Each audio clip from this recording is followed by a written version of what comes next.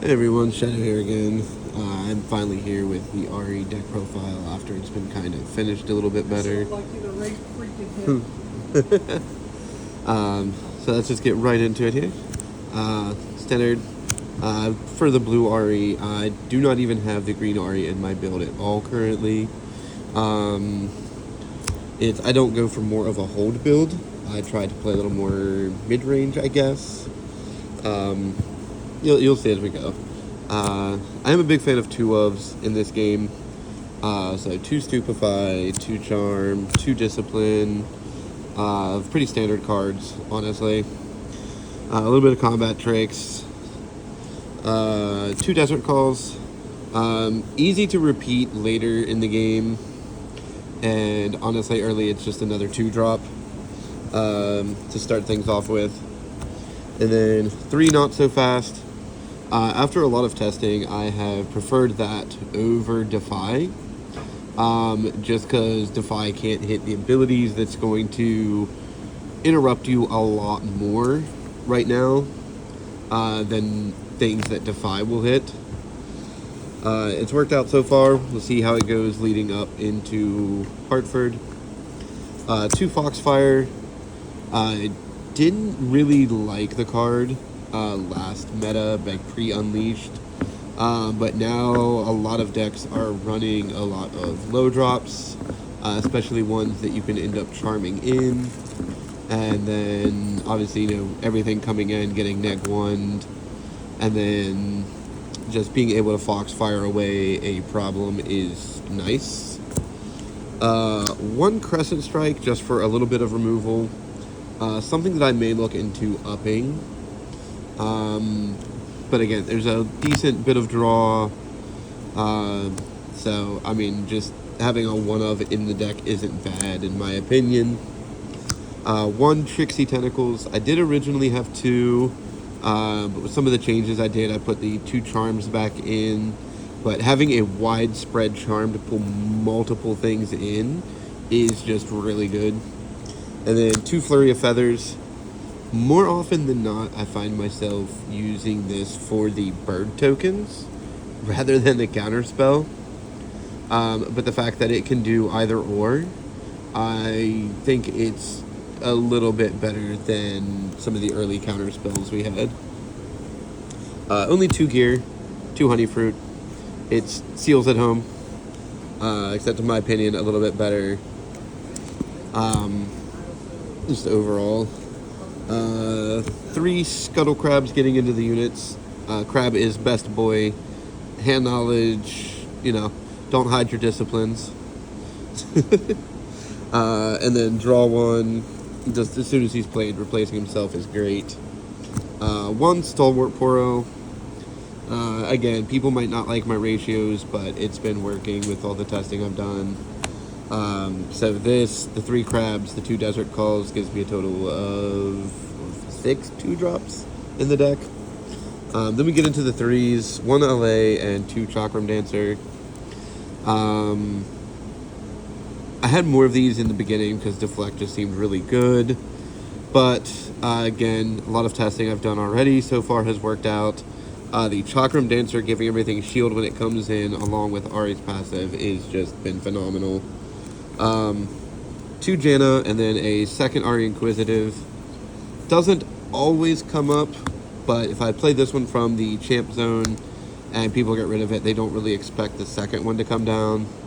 So that has been extremely good. And then Janna is just literally, like it says, savior. It has saved so many games just being able to hold that and then push it back, because they're expecting something like Discipline, they're expecting a Stupefy maybe, or something of the sort, but then you drop Janna and it's like they can't really defy that or anything, and it's an extra 3 might and pushing something back, so it has been incredible. 2 Frisky Hunters, just simple, more units. And then 2 Sona and 2 Blitzcrank. I felt like early on, 1 Sona, I would see it a lot. But especially right now with some more ambushing and main decking 2 Janna, this just feels better. And then 2 Blitzcrank, being able to pull any problems in between this, the 2 Charms, and the Trixie Tentacles, and this being able to just come back if your opponent doesn't get rid of it. Extremely useful. Now for the last 4 big ones, we have 1 Alpha Wild Claw, which in a match the other day was absolutely instrumental, moving everything back to base, and then the only thing they could target was him. It was a Diana matchup. They had to use a Moonfall to pull him in, and then use the Moonfall to pull my Sona up in too. And even then, they ended up they took out both, but I took out their Diana, or no, sorry, I took out their Hui, and that just led into them not being able to fully recover after I dropped Watcher on the next turn, because we do run 2 Watchers.